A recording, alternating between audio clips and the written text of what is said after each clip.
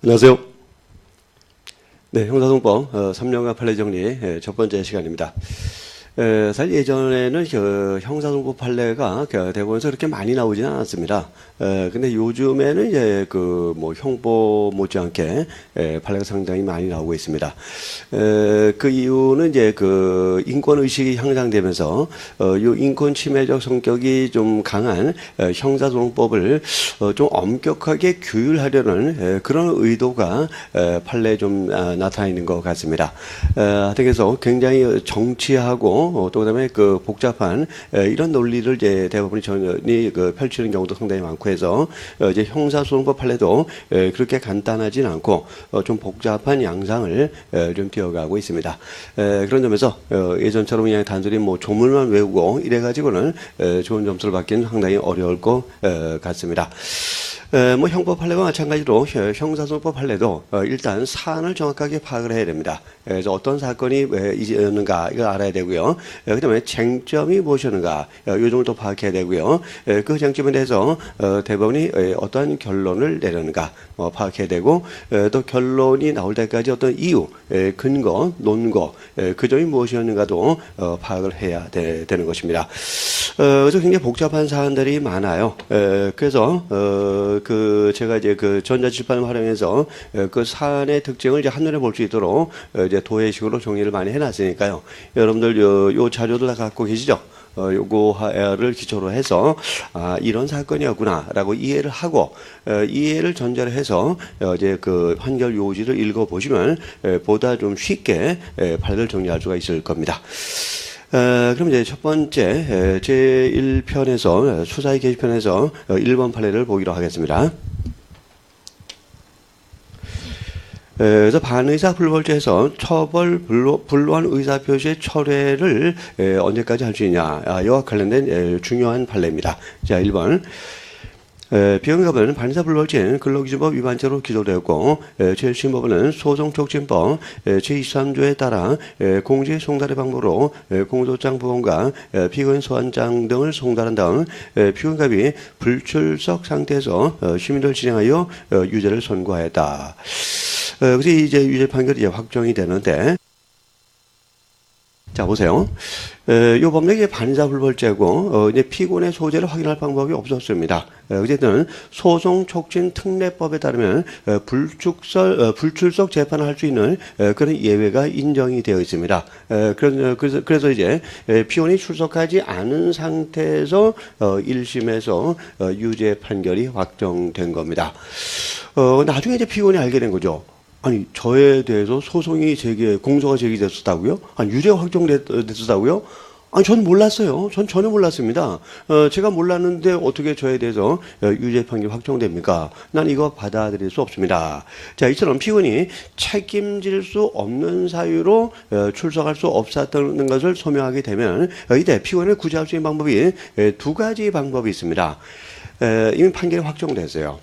자, 확정 판결이라면 이때는 재심을 통해서 구제를 받을 수가 있습니다. 그래서 이때 재심을 청구해서 피고인이 책임질 수 없는 사유로 인해서 출석할 수 없었다는 것이 증명되면은 이때는 1심 절차가 다시 진행이 되게 되는 겁니다. 1심 절차. 근데 또 하나의 방법이 있습니다. 자, 판결 확정되는데 이때는 1심 판결 확정됐으니까 항소권 회복 청구를 또 하는 방법이 있습니다. 그래서 항소권 회복 청구가 받아들여지면 이때는 항소심으로 진행이 되게 된다는 겁니다. 자, 그거 잘 봐야 됩니다. 그래서 피고인이 이미 유죄 판결 확정됐을 때 재심을 통해서 구제받기를 원한다면 제1심 절차가 진행되는 겁니다. 근데 항소권 회복 청구를 통해서 구제받기를 원한다면 항소심 절차가 진행되게 된다는 겁니다. 피고인의 선택에 따라서 1심 시행되느냐 항소심 시행되느냐 달라지는데 이게 굉장히 큰 문제를 가져오게 됩니다. 어떤 문제냐? 이건 반의사 불벌죄고 이때 이제 피해자가 처벌 불원 의사를 표시하면은 이젠 처벌할 수 없게 되는데, 자, 이 고소의 취소라든가 반의사 불벌죄에서 처벌 불원 의사의 표시는 언제까지 해야 됩니까? 시기적인 제한이죠. 1심 판결 선고 전까지만 할 수 있습니다. 그래서 고소의 취소라든가 이 처벌 불원 의사 표시는 1심 판결 선고 전까지 할 수 있다는 겁니다. 따라서 보세요. 이 그 피고인이 재심을 청구해서 1심 절차가 진행된다면 1심 절차에 대해서 판결이 선고되기 전에 처벌 불원 의사가 표시되면 이때는 공소기각 판결을 선고해야 되는 것입니다. 그런데 항소권 회복 청구 절차를 택했어요. 그러면 항소심이 진행된다 그랬죠. 항소심은 1심 다음 아닙니까? 자, 그럼 뭡니까?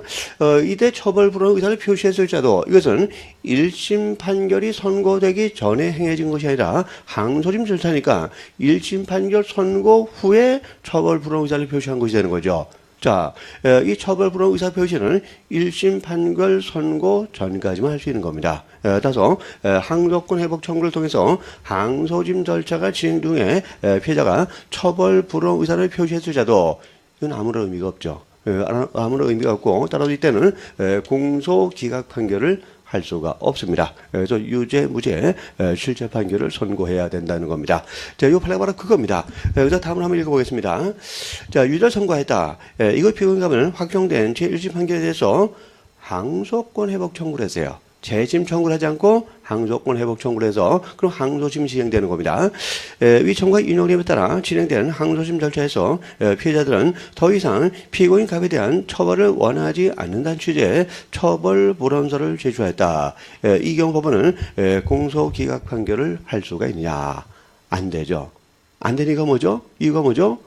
이 처벌 불원서 표시는 1심 판결 선고 전까지만 할 수 있다는 겁니다. 근데 이 경우는 이제 항소심에서 처벌 불원 의사가 표시된 것이고 이것은 1심 판결 선고 후에 표시가 된 거죠. 여기 의미가 없습니다. 따라서 처벌 불원 의사를 표시했을지라도 공소 기각 판결을 할 수 없다는 것이 판례의 태도입니다. 그래서 유죄 무죄 실체 판결을 선고해야 됩니다. 글쎄, 보니까 이제, 어떤 절차를 택했는가에 따라서, 그 피고인에게 뭐, 불리해지기도 하고, 유리해지기도 하는데, 어쨌든, 재심 청구를 택했다면은, 이때는 공소기각 판결을 받을 수 있었는데, 근데, 항소권 회복 청구 절차를 택함으로써, 처벌 불원 의사가 표시됐을지라도, 공소기각 판결을 받을 수 없게 됐다는 겁니다. 그러니까 어떤 절차인가에 따라서, 좀 그 유리 분리가 달라지게 된다는 거 잘 이해를 해 주시기 바랍니다. 자, 중요한 판례라고 생각됩니다. 다음에 이제 수사의 방법에 대한 1번 판례를 보겠습니다. 거기 이제 세 가지 사실관계가 들어있는데요. 실제 판례상으로 중요시된 것은 1번 사실관계입니다. 요지도 1번 사실관계만 나와 있기 때문에 그 1번 사실관계를 중심으로 보시면 됩니다. 자, 괄호 1번을 보겠습니다. 을은 국가정보원 수사관으로부터 조사를 받을 당시 실질적인 피의자의 지위에 있었지만 진술 거부권이 고지되지 않은 상태에서 진술서, 자술서, 확인서, 반성문을 작성하였다. 자, 그래서 이 진술서 등이 갑의 공소사실에 대해서 증거 능력이 있느냐가 이제 문제가 됐던 것입니다. 근데 이제 이 사람은 실질적인 피의자의 지위를 갖고 있었고, 자, 그러면 이 사람에 대한 신문은 피의자 신문이 되는 것인데, 자, 피의자 신문을 할 때는 반드시 사전적으로 진술 거부권을 고지해야 되는 겁니다. 근데 진술 거부권을 고지하지 않았어요. 그럼 뭡니까? 이 피의자 신문 조서에 이 진술서 등의 작성 절차가 위법했다고 볼 수 있는 거죠. 따라서 이것은 위법 수집 증거 배제법에 따라서 이 진술서 등은 증거로 사용할 수가 없게 된다는 겁니다. 그래서 진술서는 증거 능력이 없습니다. 진술 거부권을 고지하지 않았고 이 그 증거의 수집 절차가 위법했기 때문입니다. 다음에 뭐 2번과 3번은 사실 요지에는 나와 있지 않고요. 본문에 나와 있는 내용인데 그냥 참고로 보시면 됩니다. 사실 뭐 안 봐도 크게 상관이 없는 내용이라고 생각되니까 하여튼 꼭 괄호 1번 내용 관련지어서 요지 정도를 해두시기 바랍니다. 다음에 이제 대인적 강제 수사에 대한 판례를 보겠습니다. 3번 항목에서 1번 판례입니다. 갑이 필로폰을 투약하고 동네를 활보하고 다닌다는 제보를 받은 경찰과 A는 실제 제보된 주거지에 갑이 살고 있는지 등 제보의 정확성을 사전에 확인한 후에 제보자를 불러 조사하기 위하여 갑의 주거지를 방문하였다가 자, 현관에서 담배를 피우고 있는 갑을 발견하고 사진을 찍어 제보자에게 전송하여 그 사진에 있는 사람이 제보한 대상자가 맞는다는 확인을 한 후 가지고 있던 갑의 전화번호로 전화를 하여 차량 접촉 사고가 났으니 나오라고 했으나 나오지 않고 또한 경찰관을 밝히고 만나자고 하는데도 현재 집에 있지 않다는 취지로 거짓말을 하자 자, 경찰과 A는 갑의 집 문에 잠금 장치를 해제하여 강제로 문을 열고 들어가 수색한 끝에 침대 밑에 숨어있던 갑을 긴급 체포하였다. 자, 경찰과 A의 긴급 체포가 적법한가 하는 문제입니다. 사는 길게 나와 있지만 결론은 간단합니다. 자, 이 긴급 체포가 적법성이 인정되기 위해서는 세 가지 요건이 충족이 돼야 되는 겁니다. 첫째, 모든 범죄를 범한 사람을 긴급 체포할 수 없는 거죠. 첫째, 범죄 중대성이 인정돼야 됩니다. 그래서 사형, 무기, 장기 3년 이상의 징역이나 금고에 해당하는 죄를 범했다고 의심할 만한 상당한 이유가 있어야 됩니다. 필로폰 투약은 여기에 이제 해당이 됩니다. 그럼 첫째 요건은 갖췄다고 이제 할 수가 있어요. 두 번째, 체포의 필요성이 인정돼야 됩니다. 이 체포의 필요성이라는 것은 증거인멸의 염려가 있거나 또는 도망할 우려가 있는 경우를 말합니다.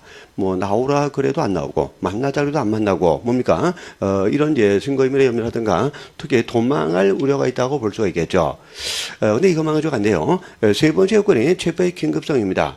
즉 긴급을 위해서 지방법원 판사의 체포영장을 받을 수 없는 때라야 된다는 겁니다. 근데 요 사안에서는 판례가 요 긴급성을 인정하지 않았습니다. 그래서 지방법원 판사로부터 체포영장을 받을 수 있는 시간적 여유가 있었다는 겁니다. 시간적 여유가 있었다면 영장을 받아서 체포를 해야 되는데 영장 없이 체포했기 때문에 이 긴급 체포는 위법하다고 판시했습니다. 자, 위법한 긴급 체포가 되는 거죠. 적법한 체포가 될 수 없습니다.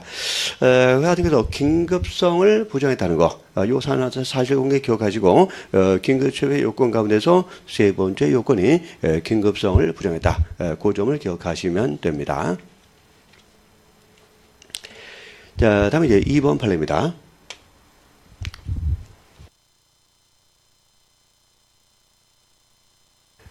검찰 서관들은 2008년 5월 29일경 피고인갑이 0000호가 예인하는 바지선 세모, 네모호를 타고 미리고 하면서 필로폰을 일수한다는 제보를 받고 6월 1일 16시 15분경 고현항에 도착한 이 바지선을 수색하였다.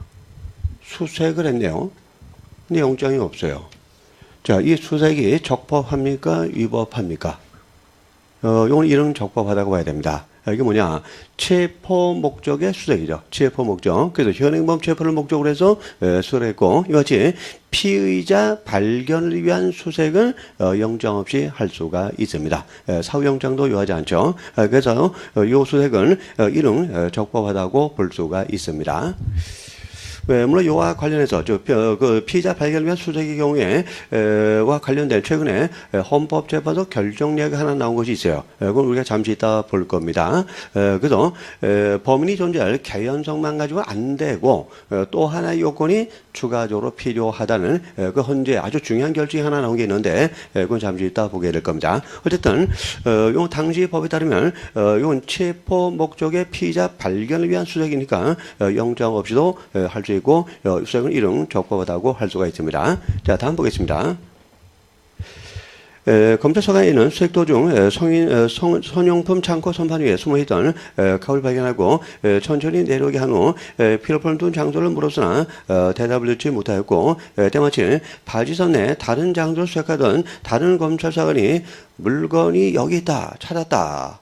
필로폰을 찾았다고 외치자 16시 30분경 갑을 필로폰 밀수미 미륵국 등의 현행범으로 체포했다. 자, 물건을 발견된 거죠. 그 사람이 필로폰 소지와 필로폰 밀수의 현행범이라는 것은 분명한 것입니다. 그래서 영장 없이 체포했지만 이 체포도 역시 적법하다고 볼 수가 있습니다. 그 다음 얘는 곧바로 가백에 발견된 필로폰 약 6.1kg을 제시하고 필로폰을 임의 제출하면 영장 없이 압수할 수 있고 압수될 경우 임의로 돌려받지 못하며 임의 제출하지 않으면 영장을 발부받아서 압수하여야 한다고 설명하면서 필로폰을 임의로 제출할 의사가 있는지를 물었고 카브로부터 그 정도는 저도 합니다. 형사소송법 지식이 상당한 피의자예요. 그렇죠? 이미 제출물의 압수는 영장 없이 할 수 있다는 것을 이미 알고 있다는 겁니다. 그러니까 아마 이제 압수를 많이 당해봤던 모양이죠. 저도 합니다. 라는 말과 함께 승낙을 받아 필로폰을 압수했다. 자, 승낙을 받아서 압수했다. 무슨 말입니까? 임의로 제출을 받았다는 겁니다. 그래서 필로폰을 영장 없이 압수하긴 했지만 이것은 승낙을 받았으니까 임의로 제출하는 것이에요. 그래서 임의 제출물이고, 그 다음 보겠습니다. 가드날 검찰청에서 임의 제출 확인서를 작성하여 갑으로부터 서명 날인을 받았다. 검찰은 압수한 필로폰에 대해서 사후 압수 영장을 발부받지는 않고 보관하고 있다. 이 필로폰이 증거 능력이 있는가? 다시 말하면 필로폰에 대한 압수가 적법한 압수냐, 이게 문제가 되는 겁니다. 왜? 영장이 없었기 때문이죠. 사전 영장도 없었고 사후 영장도 없었다는 겁니다. 그러나 이미 제출물에 대한 압수의 경우에는 사전 사후 영장을 요하지 않습니다. 영장 없이 할 수 있고 사후 영장도 요하지 않습니다. 그래서 영장을 받을 필요가 없었기 때문에 사후 영장을 발부하지 않았을 자도 필로폰에 대한 압수는 적법한 압수가 되고 따라서 이 필로폰은 증거 능력을 갖게 되는 것입니다. 큰 쟁점은 없죠. 큰 쟁점 없고 제일 중요한 것은 이미 제출물을 압수했을 때는 사후 영장도 요하지 않는다. 그 점을 잘 기억하시면 될 겁니다. 다음 이제 대물적 강제 수사와 관련된 판례를 보겠습니다.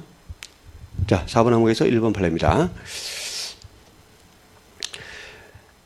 검사는 갑이 멕시코에서 미국을 경유하는 항공특수화물편으로 필로폰을 수입하려고 한다는 정보를 입수하고 미국 사당국과 인천공항세관의 협조를 받아 위 특수화물을 감시하에 국내로 반입하여 배달하고 이걸 이제 통제 배달이라고 부른다고 합니다.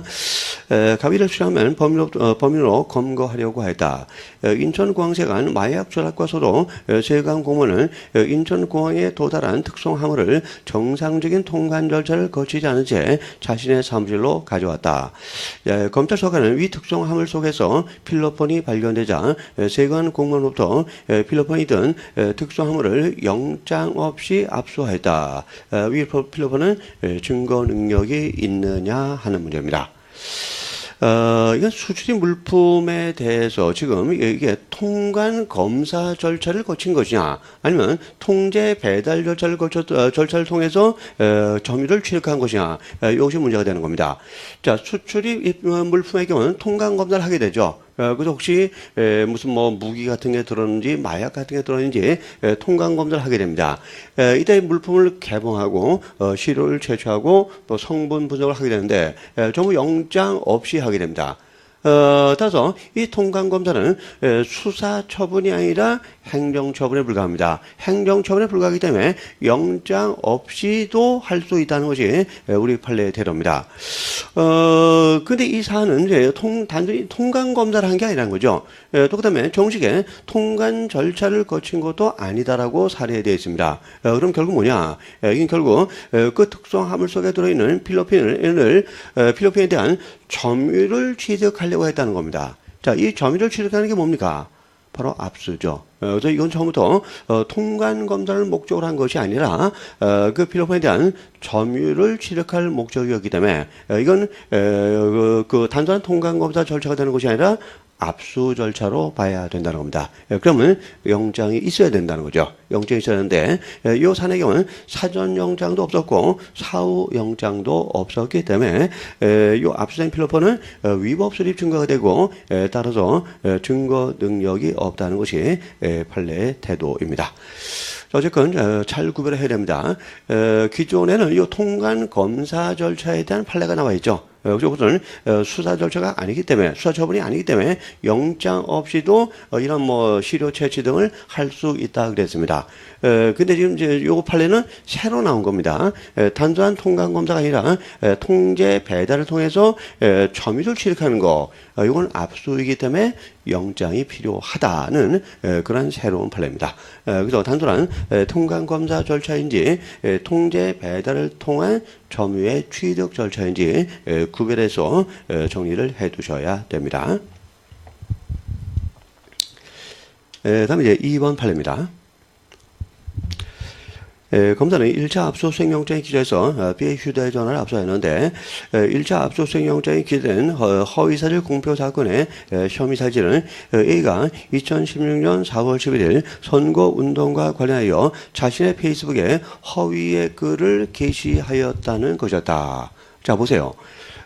자, 지금 영장을 발부받았는데 영장 범죄 사실은 A가 자신의 페이스북에 허위 사실을 게시했다는 것입니다. 자, 이걸 기초로 해서 압수수색 영장을 발부받아서 그 이제 휴대전화를 압수하게 된 겁니다. 그럼 이제 휴대전화와 그걸 이제 분석한 결과 증거물인데 이 증거가 공소 사실에 대해서 증거 능력이 있느냐가 이제 문제가 될 겁니다. 자, 근데 이제 그 A는 약간은 좀 다른 범죄로 공소가 되게 됐어요. 그 다음 보겠습니다. 그 A는 2016년 3월 30일 선거운동과 관련하여 자신의 페이스북에 선거 홍보물 게재 등을 부탁하면서 B에게 금품을 제공하였다는 공소 사실로 기소되었다. A인 건 맞습니다만 공소 사실이 좀 다르죠. 자신의 페이스북에 선거 홍보물 게재를 B한테 부탁했고 B한테 금품을 제공했다는 범죄 사실로 기소가 됐다는 겁니다. 근데 영장 범죄 사실은 그게 아니죠. 자기가 허위 사실을 게재했다는 것인데 공소 사실은 자기가 한 것이 아니라 B로 하여금 게재를 부탁하면서 돈을 줬다는 공소 사실하는 겁니다. 좀 다르죠. 다른데 그렇다면 이 영장의 기초에서 수집한 그 B의 휴대전화를 분석해서 나온 증거를 이 공소 사실에 대한 증거로 사용할 수가 있느냐? 이게 문제가 되는 겁니다. 사용하기 위해서는 이 영장에 의해서 압수된 증거와 이 공소 사실이 객관적인 관련성과 인적 관련성을 가져야만 증거로 할 수 있다는 것이 우리 대법원의 태도가 됩니다. 그래서 6페이지를 보시면 이 관련성에 대해서 판례가 굉장히 장황한 설명을 하고 있습니다. 특히 2번 요지가 중요합니다. 2번 요지. 그래서 그 2번 요지 가운데서 이제 혐의 사실과의 객관적 관련성을 말하고 있고 또 아래 인적 관련성을 말하고 있는데 그 혐의 사실과의 객관적 관련성부터 한번 읽어보기로 하겠습니다. 혐의 사실과의 객관적 관련성은 압수수색 영장에 기재된 혐의 사실 자체 또는 그와 기본적 사실관계가 동일한 범행과 직접 관련되어 있는 경우는 물론 범행 동기와 경위, 범행 수단과 방법, 범행 시간과 장소 등을 증명하기 위한 간접 증거나 정황 증거 등으로 사용될 수 있는 경우에 이 객관적 관련성이 인정된다는 겁니다. 그래서 이 사안의 경우에는 보세요. B한테 돈 주고 게시해달라고 부탁한 거하고 자기가 직접 게시한 거고 한 거하고 좀 다르긴 다르죠. 달라요.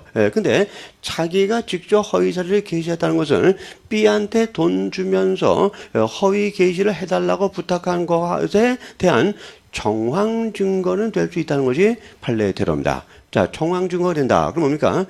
객관적 관련성이 인정된다는 거죠. 또 영장의 피의자는 A인데 공소장의 피고인은 A입니다. 그럼 뭡니까? 인적 관련성도 당연히 인정이 되겠죠. 이 인적 관련성에 대한 내용도 한번 읽어보기로 하겠습니다. 자, 이런 부분들이 이제 객관식 문제에서 지문으로 출제될 가능성이 매우 큰 거예요. 자, 인적 관련성. 피의자 사이의 인적 관련성은 압수수색 영장에 기재된 대상자의 공동정범이나 교사범 등 공범이나 간접정범 물론 필요적 공범 등에 대한 그 피고 사건에 대해서도 인정될 수 있다. 자, 그래서 인적 관련성을 꼭 영장 피의자도 A고 공소장 피고인도 A여야만 되는 건 아니라는 거죠. 뭐 공동정범이거나 교사범, 방조범이거나 또는 필요적 공범 관계자 사이에도 인적 관련성 인정할 수 있다는 것이 판례의 태도입니다. 어쨌든 유사는 이제 뭐 객관적 관련성도 인정되고 인적 관련성도 인정되기 때문에 이 영장에 의해서 압수한 휴대전화를 분석해서 나온 증거는 이 공소사실에 대해서 증거로 사용할 수 있다고 판시를 했습니다. 어쨌든 사실관계 자체보다도요, 그 입원 요지의 그 내용이 요게 이제 객관식 문제 지문으로 출제될 가능성이 매우 높습니다. 그러니까 그 내용을 꼼꼼하게 정독을 해 두셔야 됩니다. 자, 그다음에 이제 3번 판례입니다. 이 판례도 중요한 판례라고 생각됩니다. 수사기관이 피의자의 이메일 계정에 대한 접근 권한에 가름하여 발부하던 영장에 따라 영장기재 수색 장소, 자, 영장기재 수색 장소가 어디였냐? 서울의 어떤 사무실이라고 되어 있습니다. 서울시 어떤 사무실. 이게 바로 영장에 기재된 압수수색 장소입니다. 그 수색 장소, 자, 서울에 있는 사무실, 수색 장소에 있는 컴퓨터 등 정보 처리 장치에 피의자의 이메일 계정 아이디와 비밀번호를 입력하여 원격지 저장 매체, 이 원격지가 중국이었어요.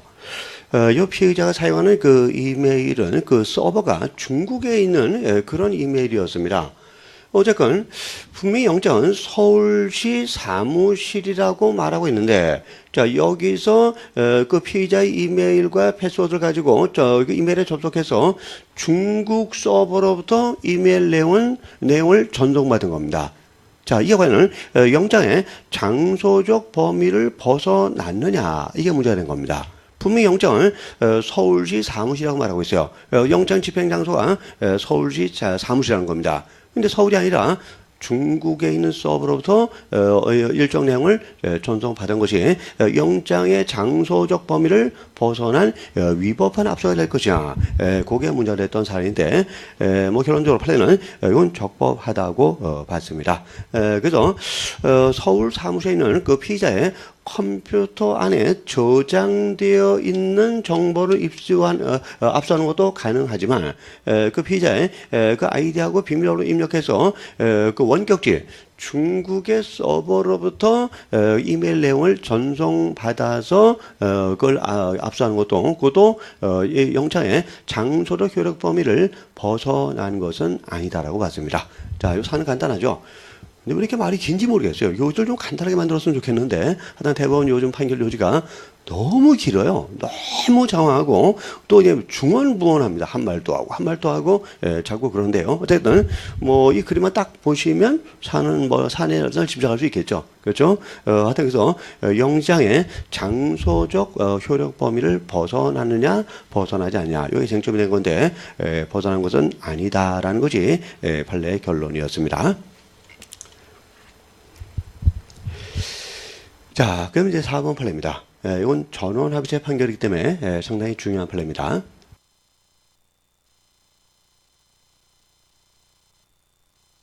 자, 4번 판례. 검사에서 오늘 을에 대한 배임 혐의로 압수수색 영장. 결국 영장 범죄 사실은 배임이겠죠. 그럼 이제 배임과 관련된 증거를 압수할 수 있겠죠. 그래서 제1영장을 발부하다 그 압수수색회사 빌딩 내 의뢰 사무실을 압수수색하였는데, 저장 매체, 여기 저장 매체가 이제 컴퓨터, 대개 이제 하드디스크입니다. 하드디스크인데, 배임 혐의와 관련된 정보와 배임 혐의와 무관한 정보가 혼재된 것으로 판단하여 각 회사의 동의를 받아 저장 매체를, 자, 하드디스크 자체를 수사기관 사무실로 반출했어요. 자, 회사의 동의로서 저장 매체 자체를 반출했다는 겁니다. 이 수사기관이 압수하고 싶은 게 뭡니까? 이 저장 매체입니까? 하드디스크입니까? 아니죠. 하드디스크 안에 들어있는 이 배임과 관련된 파일이죠. 그렇죠. 그걸 압수하려고 한 겁니다. 그러면 그 파일 자체를 추출해서 압수하지 않고 이 하드디스크 자체를 통째로 수사기관으로 옮기는 것이 가능할까요? 원칙적으로 안 됩니다. 원칙적으로 안 되고 예외적으로만 가능한데 일단 그 부분은 한번 확인할 필요가 있습니다. 자, 1번 요지를 보세요. 서기관의 전자정보에 대한 압수수색은 원칙적으로 영장 발부의 사유로 된 범죄 혐의 사실과 관련된 부분. 자, 영장 범죄 사실은 배임이었죠. 그래서 배임과 관련된 부분만을 문서 출력물로 수집하거나 어떡합니까? 그러니까 이 가해자 사무실에서 배임과 관련된 파일만 프린터로 출력해서 가져와야 되는 게 원칙이라는 거죠. 프린터로 출력해서 가져와야 되고요. 또는 수사기관의 휴대한 저장 매체에 해당 파일을 복제하는 방식으로 이루어져야 된다. 그러니까 프린터 출력이 어려울 때는 뭡니까? 그 사무실에 있는 하드디스크에서 배임과 관련된 파일만 USB 같은 데로 복사를 해서 가져와야 된다는 겁니다. 다시 말하면 뭐예요? 하드디스크 자체, 저장 매체 자체를 통째로 들고 나올 수는 없는 게 원칙이라는 겁니다. 없는 게 원칙이에요. 근데 예외가 또 있습니다. 저장 매체 자체를 직접 반출하거나 저장 매체에 들어있는 전자 파일 전부를 하드카피나 이미지 등 형태로 수사기관 사무실 등 외부로 반출하는 방식으로 압수수색하는 것은 자, 이거 원칙으로 안 되고 그다음 보시면 현장의 사정이나 전자정보의 대량성으로 관련 정보 획득에 긴 시간이 소요되거나 전문 인력에 의한 기술적 조치가 필요한 경우 등 범위를 정하여 출력 또는 복제하는 방법이 불가능하거나 압수의 목적을 달성하기에 현저히 곤란하다고 인정되는 때에 하나여 예외적으로 허용될 수 있을 뿐이라는 겁니다. 자, 근데 요 사안이 바로 그 예외에 해당된다는 거죠. 그래서 하드디스크에 저장된 정보가 너무 방대합니다. 그죠? 웬만한 하드디스크는 그 용량이 엄청나지 않습니까? 그 파일이 수십만 개가 들어있을 수 있다는 거죠. 근데 수십만 개를 배임과 관련된 것과 관련되지 않은 것을 다 구별한다는 것이, 현장에서 구별한다는 것이, 이게 상당히 쉽지가 않습니다. 그래서 여기서 할 수 없이 이때는 저장 매체를 통째로 들고 나올 수밖에 없었고, 또 다른 판례에서는 이 저장 매체 자체를 통째로 들고 나오기 위해서는 반드시 영장에 그 점이 적시되어 있어야 된다는 것이 대법원의 입장입니다. 근데 이 사안은 어쨌든 회사의 동의를 얻었으니까, 동의를 얻어서 저장 매체를 반출했으니까, 이 자체가 위법하다고 볼 수는 없습니다. 자, 그래서 하여튼에서 전자정보에 대한 압수수색은 원칙적으로 혐의 사실과 관련된 부분만 출력하거나 복사해서 가져와야 되고 통째로 들고 나올 수는 없는데 예외적으로만 통째로 들고 나오는 것이 가능하다는 겁니다. 그 점 잘 기억해 두시기 바랍니다. 자, 요 사안은 예외에 해당되는 경우고 또 이제 회사 측의 동의가 있었기 때문에 요 자체는 위법하다고 볼 수가 없습니다. 자, 그래서 저장 매체를 수사기관 사무실로 반출했어요. 자, 그 다음 보겠습니다. 을지의 참여에 저장 매체에 저장된 전자정보 파일 전부를 이미지 등 방법으로 다른 저장 매체로 복제하고, 자, 하드디스크를 복제한 거죠. 복제본을 만든 겁니다. 이때 이제 그 피의자 측에 참여가 있었습니다. 따라서 이것도 적법하다고 해야 됩니다. 자, 그 다음. 근데 그 다음은 이 문제예요. 을 측의 참여 없이 이게 문제입니다. 을측의 참여 없이 이미지와 복제본을 외장 하드디스크에 재복제하였으며 재복제할 때는 참여가 없었다는 겁니다. 그 다음 다음에 또 을측의 참여 없이, 이것도 문제죠. 을측의 참여 없이 하드디스크에서 배임 혐의와 관련된 전자정보를 탐색하는 과정에서 가해자의 약사법 위반, 조세범 처벌법 위반 혐의와 관련된 전자정보도 함께 출력을 했습니다. 자, 이 사안을 보세요. 영장은 이제 배임과 관련된 그 정보만 압수할 수 있다고 되어 있어요. 근데 저장 매체에 너무나 많은 파일이 들어있어가지고 할 수 없이 저장 매체를 통째로 반출했고, 또 동의도 있었는데, 이건 예외적으로 허용되는 경우라 그랬죠. 일단 이것은 적법합니다. 다음에 이 하드디스크를 복제하는데 을측의 참여가 있었습니다. 따라서 이 복제 부분도 적법한 절차를 지켰으니까 적법하다고 해야 됩니다. 근데 재복제할 때는 을의 참여가 없었어요. 뭡니까? 적법한 절차를 지키지 못했기 때문에 이 부분은 위법하다고 해야 됩니다. 근데 탐색과 출력을 할 때도 참여가 없었습니다. 역시 이것도 위법하다고 해야 됩니다. 위법하다고 해야 되고, 또 그다음에 어떤 것만 출력할 수 있습니까? 영장에 기재된 배임과 관련된 파일만 출력할 수 있는 겁니다. 배임과 관련된 파일만 출력할 수 있는데, 그래서 이 배임 증거를 출력한 부분은 뭐 잘못된 것은 아닌데, 근데 영장 범죄 사실이 아닌 약사법 위반의 증거까지도 마구잡이로 출력했다는 겁니다. 요거 위법하다고 해야죠. 어쨌든 이 배임과 관련된 증거를 결국 이제 출력을 한 건데, 이 배임 증거에 관한 압수가 위법한가 적법한가, 이게 지금 문제가 되는 겁니다. 보세요. 뭐 일부는 적법하고 일부는 위법하고 이렇게 돼 있다는 거죠. 그러면 이 배임 증거에 관한 증거를 압수한 거지, 과연 적법하다고 해야 될 것이냐 위법하다고 해야 될 것이냐, 자, 판단이 좀 쉽지가 않죠. 일단 이 압수의 절차가 이 저장 매체를 반출함으로써 끝나는 겁니까? 아니면 필요한 정보를 출력함으로써 끝나는 겁니까? 압수는 언제 끝나는 겁니까? 뭘 알지 압수하려고 하는 겁니까? 하드디스크입니까? 아니라고 해야죠. 하드디스크에 담겨있는 배임과 관련된 파일이 바로 압수의 대상이죠. 그래서 압수는 저장 매체를 반출함으로써 끝나는 게 아닙니다. 결국 필요한 그 정보를 출력했을 때 압수는 끝나게 되는 겁니다. 그래서 판례는 이 압수 절차는 저장 매체 반출로 끝나는 것이 아니라 이 전체가 다 한 개의 압수 절차가 된다는 것이 우리 대법원의 태도입니다. 그럼 이 전체의 압수 절차가 위법한가 적법한가를 판단해야 되는데, 자, 일부는 적법하지만 일부는 위법하다는 겁니다. 자, 이거 도대체 어떻게 판단해야 될 것이냐? 적법하다고 해야 될 것이냐? 아니면 위법하다고 해야 될 것이냐? 이게 쟁점이 되는데, 여기 보면 이제 뭐 반출, 복제, 재복제, 출력 이런 과정이 있는데, 이 관해서 압수의 목적이 되는 행동은 뭡니까?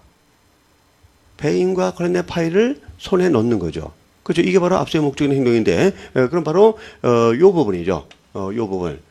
요 부분이 압수의 전체 절차 중에서 가장 핵심적인 부분이고 가장 중요한 부분이라는 겁니다. 그러면 이 부분이 위법하면 전체 압수 절차를 위법하다고 봐야 된다는 것이 우리 대법원의 태도였습니다. 그래서 결국 그 압수물의 취득과 관련된 것이 출력이고, 이것이 압수의 가장 핵심적이고 중요한 부분이니까 이 부분이 위법하다면 전체 압수 절차가 다 위법하다는 겁니다. 그럼 뭡니까? 이 출력된 자료는 위법 수립 증거가 되는 것이고, 따라서 증거로 쓸 수 없다는 것이 우리 대법원의 태도입니다. 자, 출력, 그게 압수의 목적이죠. 그 부분을 중심으로 위법 여부를 평가해야 된다는 것입니다. 자, 그 다음 보겠습니다. 어쨌건 그 탐색 출력하는 과정에서 이 배임과 관련이 없는 증거까지도 출력을 했습니다. 이 사람은 약사법 위반도 있었네. 뭐 조세범 처벌법도 위반했네. 그 증거에서 그 요걸로 또 새로운 영장을 발부받으려고 한 겁니다. 그래서 제1영장에 의해서 출력한 약사법 위반 증거를 법원에 제출한 거예요. 그래서 제1영장에 의해서 출력한 약사법 위반의 증거를 영장 전담 판사한테 제출해 가지고 약사법 위반을 범죄 사실로 한 압수수색 영장을 발부받은 겁니다.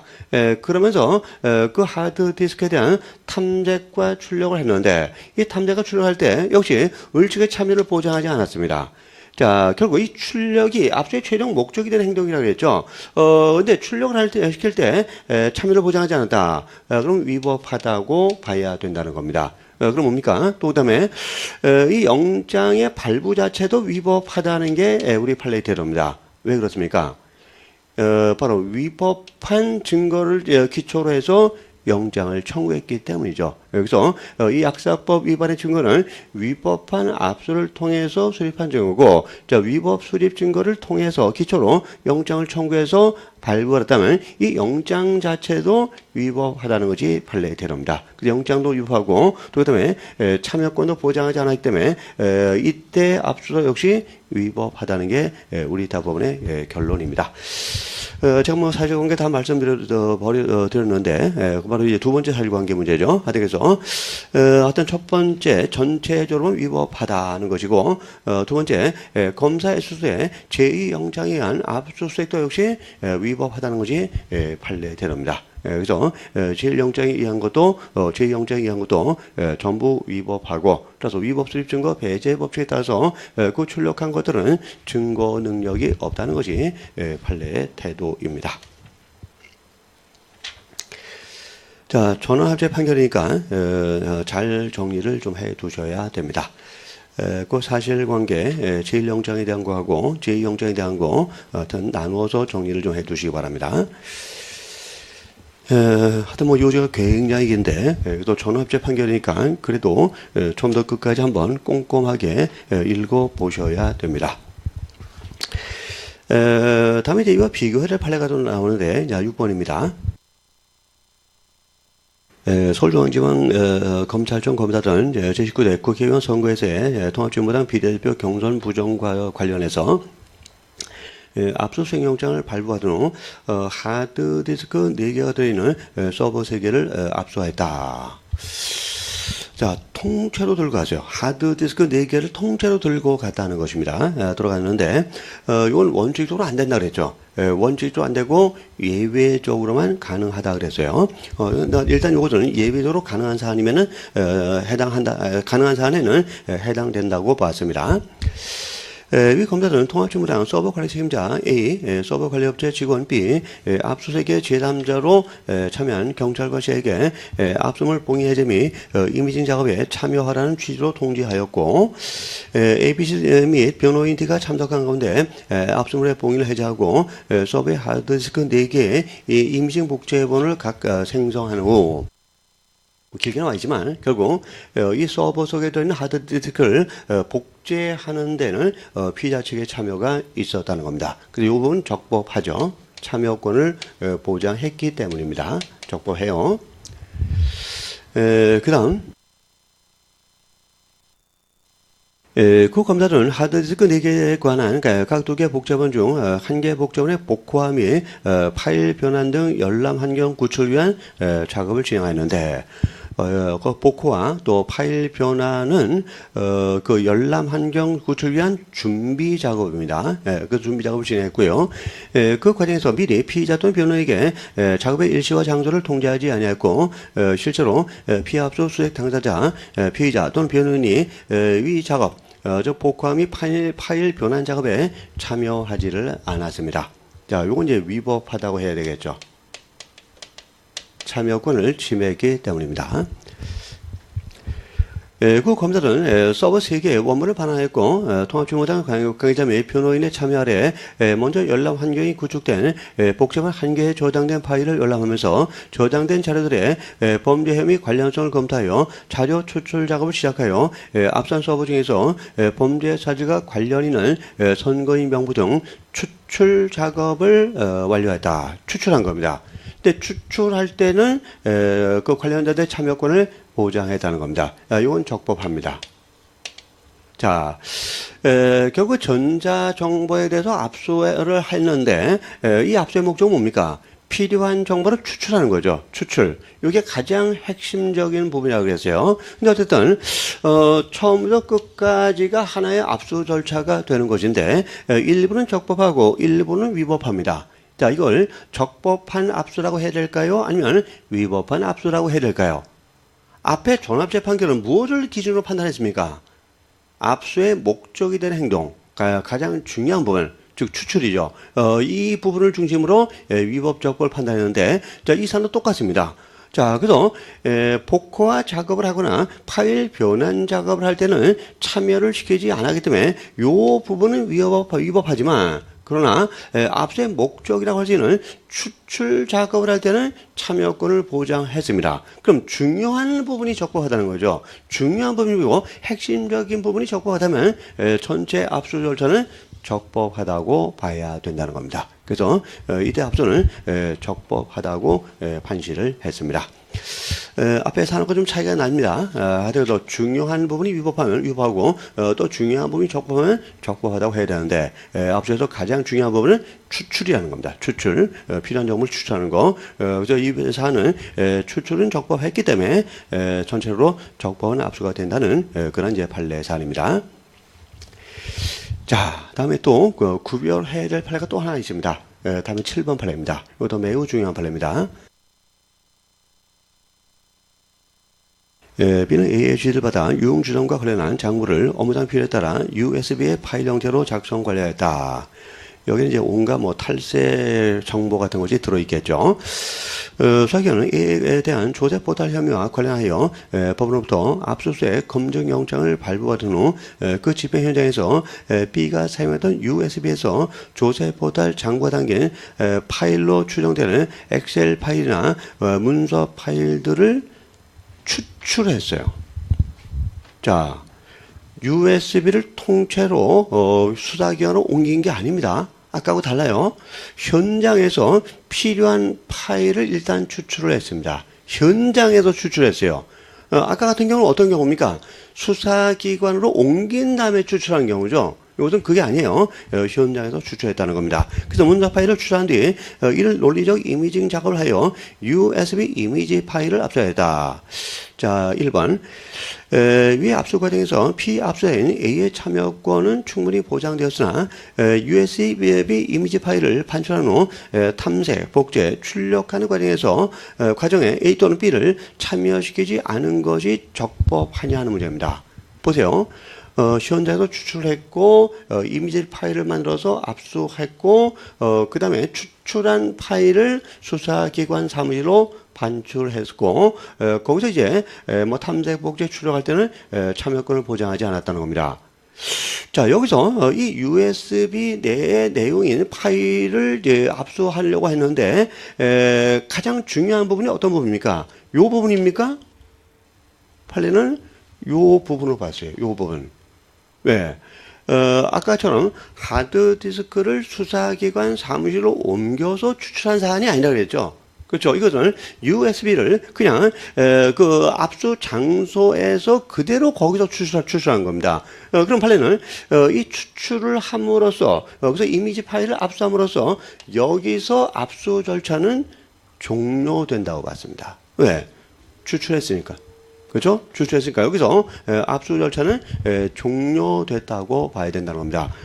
자, 그 이후에 그 파일을 압수한 다음에 수사기관에 와서 탐색하고 복제하고 출력하는 것은 압수 절차에 포함되지 아니한다는 겁니다. 자, 압수 절차에 포함되지 않으니까 참여를 시키지 않았을 자도 이건 아무 상관이 없다는 겁니다. 그래서 전체로 이 압수는 적법하다는 것이 판례의 태도입니다. 이거 잘 구별하셔야 돼요.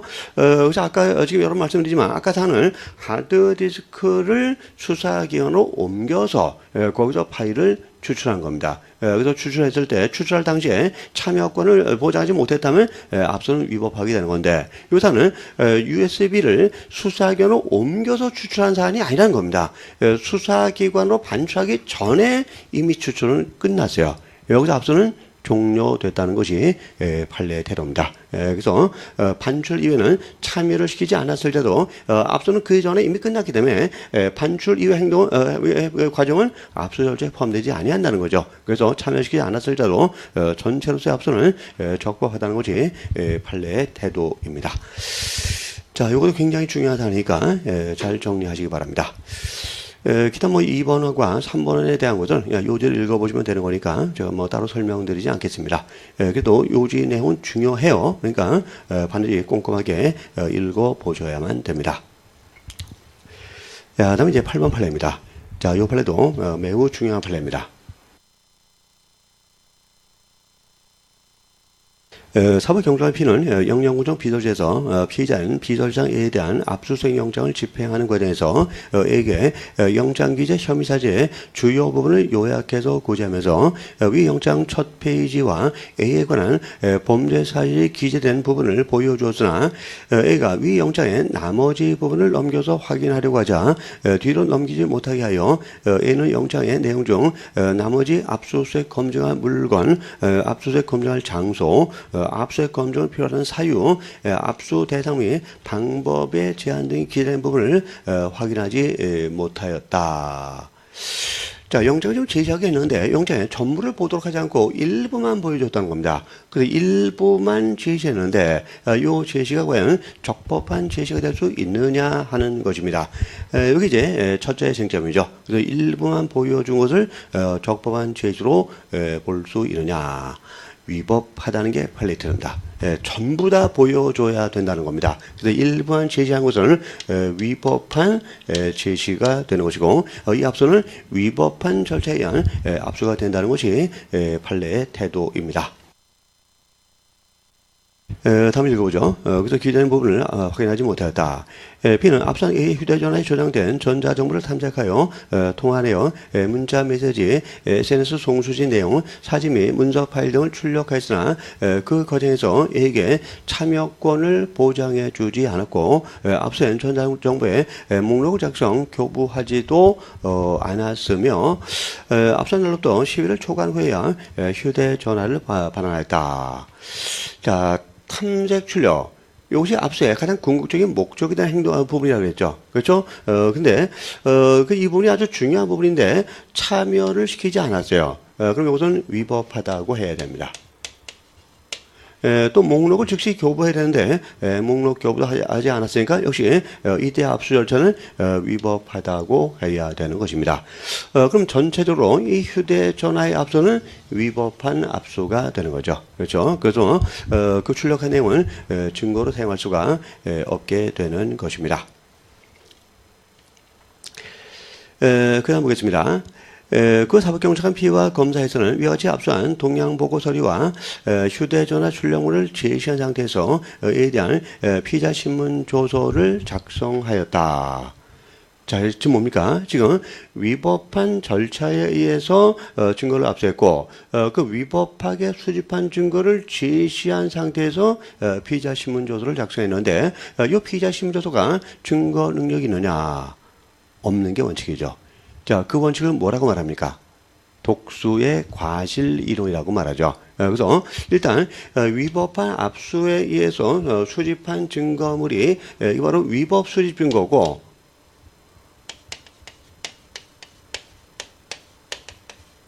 여기 이제 그 독수입니다. 독수, 독나무, 즉 1차 증거죠. 1차 증거인데 이 위법 수집 증거를 제시했어요. 제시하고 피의자 신문 조서를 발부받았습니다. 이게 이제 독수의 과실이고 이게 바로 2차 증거죠. 그래서 독수의 과실은 역시 증거 능력이 없다는 법칙이 독수의 과실의 원칙이에요. 독과의 원칙이라고 말하기로 하죠. 근데 이 독수의 과실이 무조건 증거 능력이 부정되는 것은 아니고 예외적으로 증거 능력을 갖는 경우가 있습니다.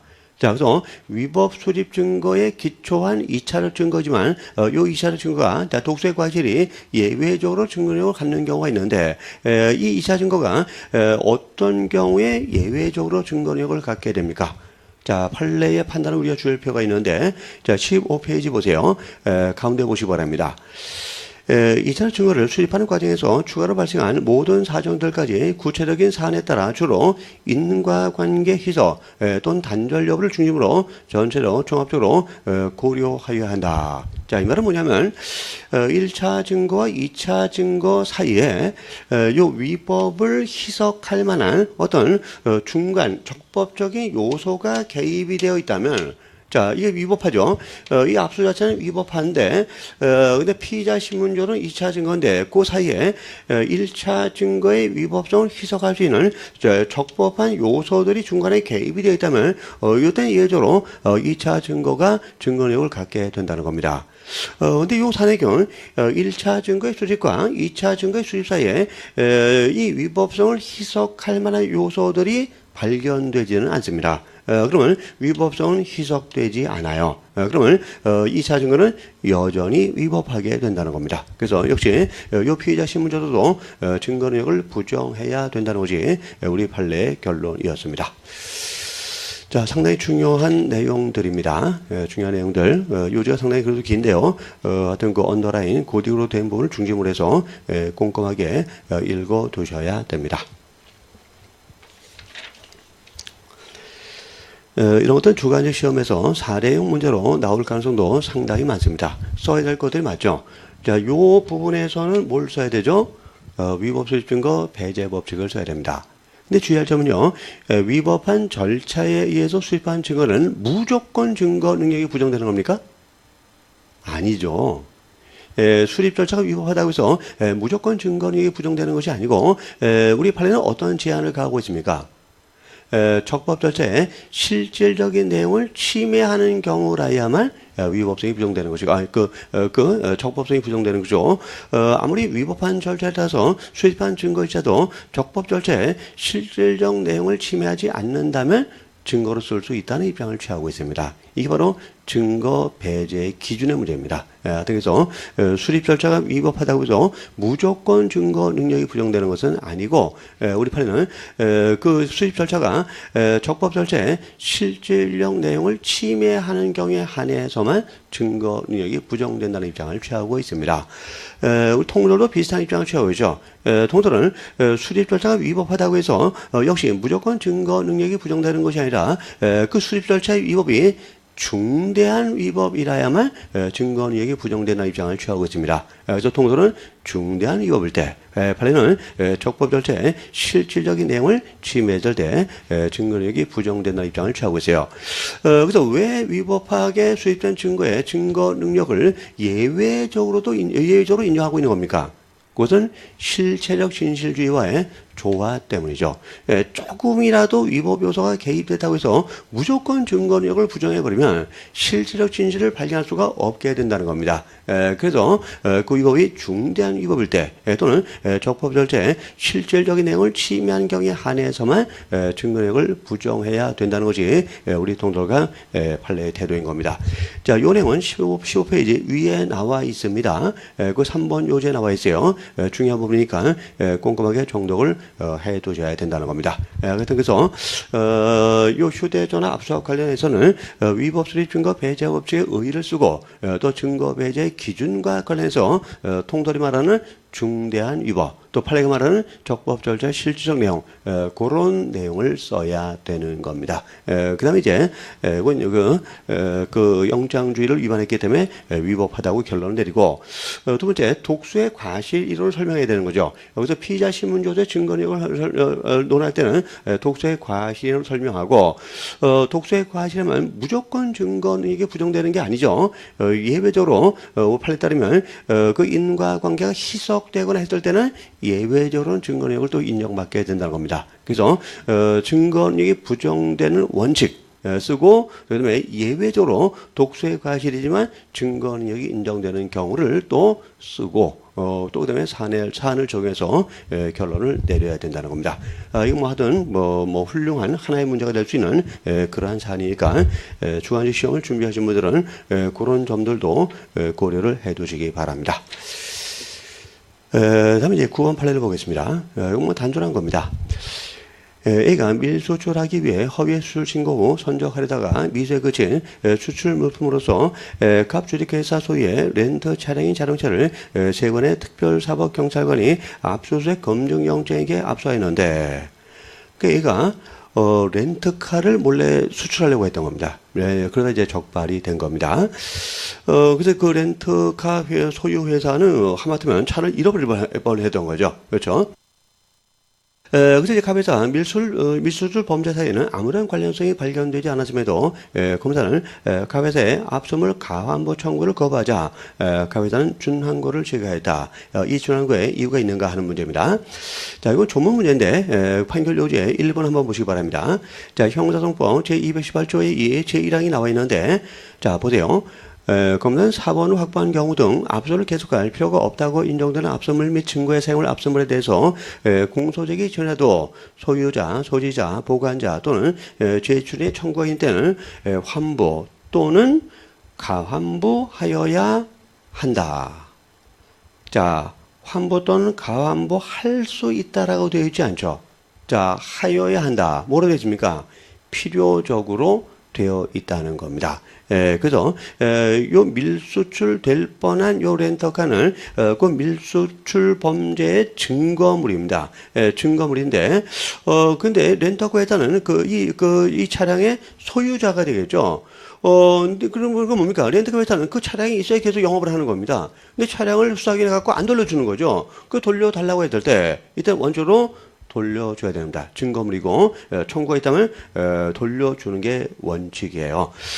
네팔에는 특별한 사정이 있다면 가함하지 않을 수 있다고 했는데 그러나 특별한 사정이 이 사안의 경우는 없다는 겁니다. 그래서 이 가함부 청구를 거부하는 검사의 처벌에 대해서 그 회사는 준항고를 제기할 수 있습니다.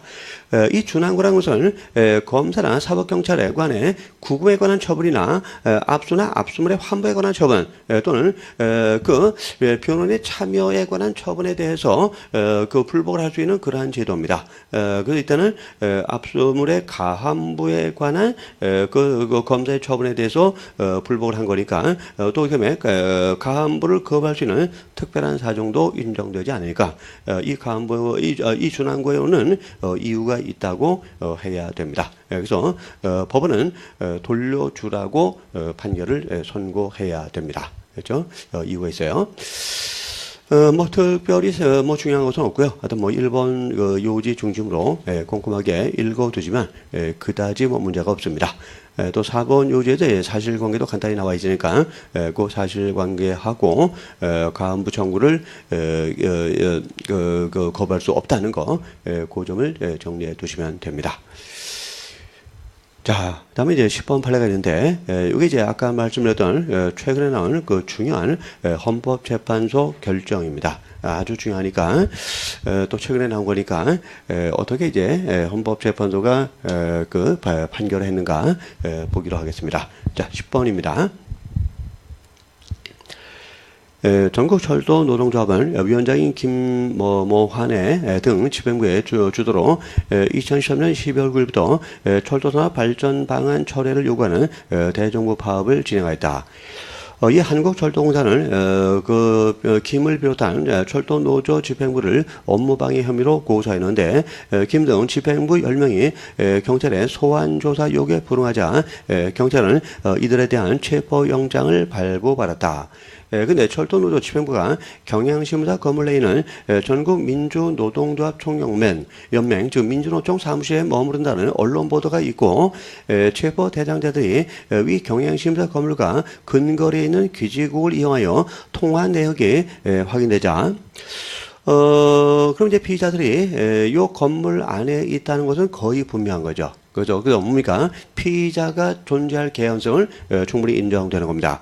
경찰은 위 체포영장을 집행하기 위해서 2013년 12월 20일 09시경부터 11시경까지 사이에 위 경향신문사 건물 1층 로비 출입구와 민노총 사무실 출입문을 부수고 수색하였으나 자, 수색영장 없어요.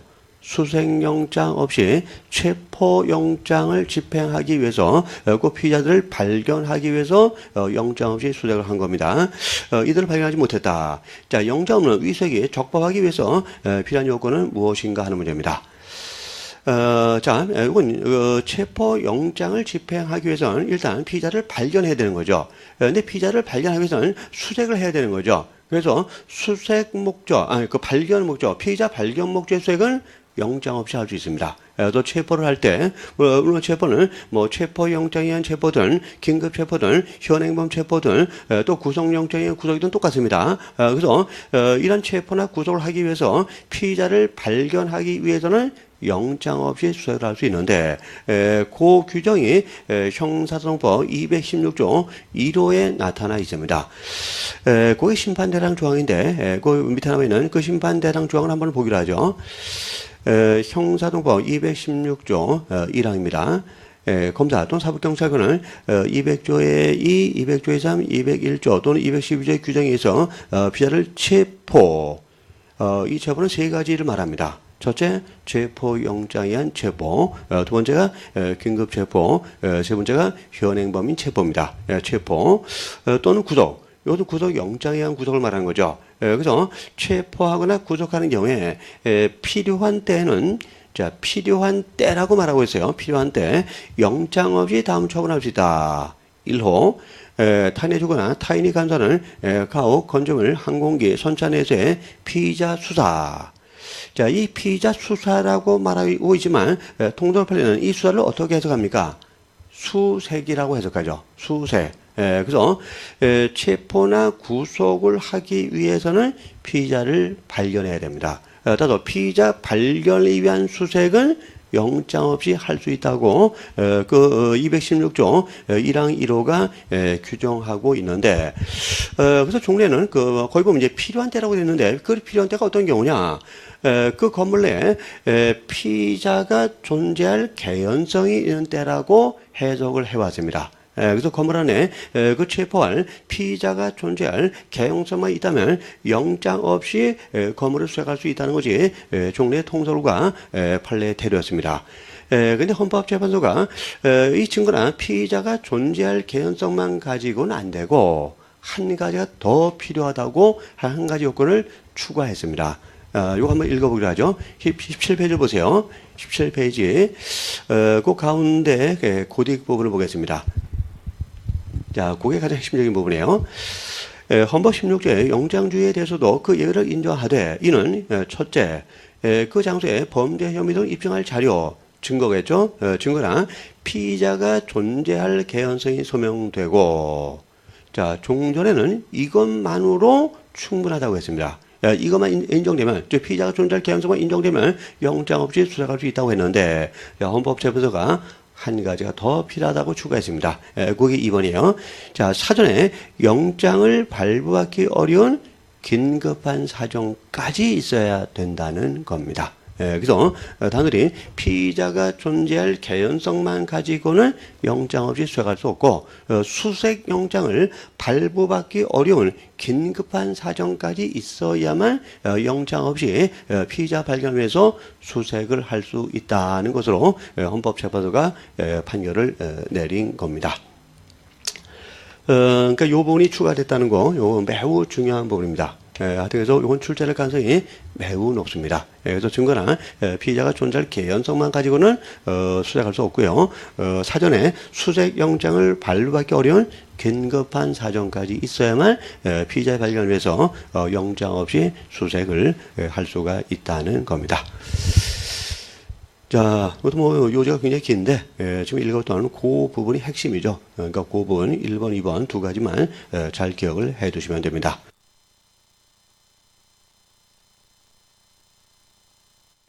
다음에 이제 11번 판례를 보겠습니다.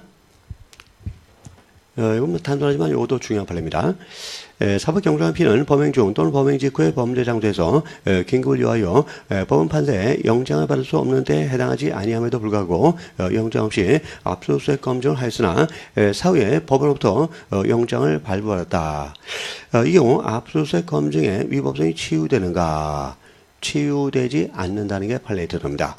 자, 범행 중이나 범행 직후의 범죄 장소에서 긴급을 요해서 법원 판사의 영장을 받을 수 없다면 영장 없이도 압수수색 검증을 할 수가 있습니다. 근데 그 경우에 해당되지 아니함에도 불구하고 영장 없이 압수수색 검증을 했는데, 근데 사후에 법원으로부터 압수수색 검증 영장을 발부받았다는 겁니다. 그러면 앞에 있는 위법한 압수수색 검증이 사후 영장 발부를 통해서 적법한 것으로 치유가 되느냐 하는 문제인데, 안 된다는 게 판례의 태도입니다. 그래서 나중에 아무리 영장을 발부받았을지라도 처음에 압수수색 검증이 위법했다면 여전히 그 압수수색 검증을 위법하다는 것이 판례의 태도입니다. 자, 위법성이 치유되지 않는다.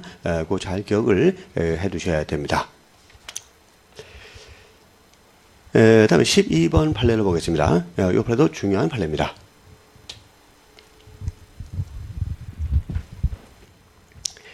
12번, 괄호 1번. 솔병경찰서 소속 경찰관들은 2016년 10월 5일 20시, 그러니까 저녁 8시네요. 경기 광주시 영령범지 앞 도로에서 위장 거래자와 만나서 마약류 거래를 하고 있는 갑을 긴급 체포했습니다. 일단 긴급 체포가 적법하다는 걸 전제로 하는 얘기예요. 긴급 체포는 일단 적법하고요. 그 뒤 현장에서 갑이 위장 거래자에게 건네준 메타암페타민 약 9.50g이 들어있는 빌백 1개를 이게 증 이론데 압수했습니다. 요 압수 영장 없이 압수했는데 이건 어떤 압수에 해당되는 겁니까? 체포 현장에서의 압수가 되는 겁니다. 체포 현장에서 압수. 그래서 체포 현장에서의 압수는 영장 없이 할 수가 있어요. 일단 영장 없이 압수했을 때도 증 제1호 되는 압수는 1등 여기까지는 압수까지는 1등 문제는 없다고 볼 수가 있습니다. 그 다음 보겠습니다. 괄호 2번 위 경찰관들은 같은 날 20시 24분경 영장 없이 체포 현장에서 약 2km 떨어진 경기 광주시 XX 번지에 있는 갑의 주거지에 대한 수색을 실시해서 작은 반 서랍장에서 메트암페타민 약 4.82g이 들어있는 빌백 1개, 증 2호를 추가로 찾아내서 이를 압수했습니다. 자, 그럼 증 2호에 대한 압수도 아까 말했던 체포 현장에서의 압수입니까? 아니죠. 체포 현장으로부터 거의 2km나 떨어져 있는 곳을 체포 현장이라고 볼 수가 없습니다. 그러면 증 2호에 대한 압수는 어디에 해당되느냐? 바로 217조가 규정하고 있는 긴급체포 후의 압수에 해당하게 됩니다. 긴급체포 후의 압수. 그래서 그 요지를 보시면 211조가 인용이 되어 있습니다. 그럼 확인해 보겠습니다. 고딕 부분. 형사소송법 제211조는 그 예외를 인정한다. 즉 검사 또는 사법경찰관은 긴급 체포된 자가 소유, 소지 또는 보관하는 물건에 대해서는 긴급히 압수할 필요가 있는 경우에는 체포한 때부터 24시간 이내에 하나여 영장 없이 압수수색 검증을 할 수 있다라고 규정되어 있죠. 그래서 이 증 2호에 대한 압수는 체포 현장에서의 압수는 아니고 이건 긴급 체포 후에 압수에 해당하게 되는 것입니다. 자, 근데 체포 현장에서 영장 없이 압수한 경우라든가 또 긴급 체포 후에 영장 없이 압수한 경우에는 반드시 사후 영장을 발부받아야 됩니다. 자, 그다음 보겠습니다. 사후 영장 문제. 자, 괄호 3번. 이후 사법경찰관은 압수한 위 메타암페타민 약 4.82g이 들어있는 빌백 1개, 즉 증 2호, 증 2호에 대해서 감정 의뢰 등 계속 압수의 필요성을 이유로 검사에게 사후 압수수색 영장 청구를 신청하였고 검사의 청구로 서울지방법원 영장 전담 판사로부터 사후 압수수색 영장을 발부받았다. 자, 메트암페타민 약 4.82g이 들어있는 빌백 1개, 증 2호에 대한 압수는 적법한가? 적법하죠. 일단 영장 없이 압수했지만 이것은 긴급 체포 후에 압수로서 영장 없이도 허용이 되는 겁니다. 근데 계속 압수할 필요가 있을 때는 사후 압수 영장을 발부받아야 되는데 사후 영장도 발부받았다는 겁니다. 하자가 아무것도 없죠. 그래서 증 2호에 대한 압수는 적법한 압수가 되고 증 2호는 증거력을 갖게 되는 겁니다. 근데 증 1호는 어떻게 됩니까? 증 1호는 체포 현장에서 압수인데 체포 현장에서 압수는 영장 없이 할 수 있지만 계속 압수의 필요가 있을 때는 역시 이제 사후 영장을 발부받아야 됩니다. 근데 사안을 보면 증 1호에 대해서는 사후 영장을 발부받았다는 내용이 없어요. 그럼 뭡니까? 증이론에 대한 압수는 이건 위법하다고 해야 되는 겁니다. 그래서 영장 없이 일단 압수는 할 수 있었지만 압수를 계속할 필요가 있을 때는 사후영장을 발부받아야만 그 압수는 적법하게 되는데 영장을 발부하지 못했기 때문에 증이론에 대한 압수는 위법한 압수가 되는 것이고 따라서 증이론은 증거로 사용할 수 없게 되는 것입니다. 어쨌든 증이유는 이건 체포 현장에서 압수가 아니라 긴급체포 후에 압수이고 또 사후영장까지 발부받았기 때문에 압수는 적법하고 증이유는 증거 능력을 갖게 된다는 거 기억을 해두시기 바랍니다. 근데요, 이 사건이 하나 좀 문제가 있습니다. 이 판례가. 그 긴급체포 후에 압수에 대해서는 요급 처분이 적용되지 않습니다. 요급 처분에 관한 규정이 적용되지 않습니다. 자, 이 요급 처분에 관한 규정을 형사소법 220조가 규정하고 있는데 원래 우리가 압수와 수색을 할 때는 일정한 자를 참여시켜야 됩니다. 주거자라든가 간수자 등을 참여시켜야 되고 또 그다음에 야간 압수색은 제한되죠. 원초로 제한되는 거죠. 근데 급속을 요할 때는 주거주나 간수자를 참여시키지 않아도 되고 또 야간 집행도 가능하다는 게 요급 처분인데, 근데 이 긴급 체포 후에 압수의 경우에는 요급 처분이 적용 안 됩니다. 그럼 뭡니까? 압수할 때는 주거주나 간수자 등을 참여시켜야 되고요. 또 그다음에 야간에 할 수가 없어요. 할 수가 없습니다. 근데 요 12번 그 사실관계 위에서 넷째를 보시면 같은 날 20시 24분경 압수한 거예요. 20시면 저녁 8시 아닙니까? 그러니까 8시 반경이니까 야간 아닐까요? 야간이면은 긴급 체포 후에도 압수 못하는 게 원칙입니다. 근데 판례상으로는 요게 전혀 언급이 안 돼 있어요. 하여튼 판례는 이 긴급 체포의 압수로서 적법하다고 했는데, 근데 이 시점을 좀 제가 보기에는 빼먹지 않았나 하는 생각이 좀 듭니다. 어쨌든 시점만 놓고 본다면 그 긴급 체포 후에 압수의 경우는 요급 처분이 적용 안 되고 따라서 야간 집행이 제한됨에도 불구하고 지금 야간 집행을 한 거죠. 그럼 이건 사실 위법하다고 봐야 되는데 판례는 적법하다고 보았다는 점에서 이 판례가 뭔가 하나 빼먹은 것 같은 그런 느낌이 듭니다. 이건 나중에 여러 교수들의 판례 평석 같은 것이 나올 것으로 예상이 좀 됩니다. 어쨌든 야간이었지만 적법하다고 봤다는 점에서 이 판례는 약간 좀 문제가 있다고 생각이 됩니다. 자, 그럼 잠깐 쉬었다가 또 나머지 내용들 정리하기로 하겠습니다.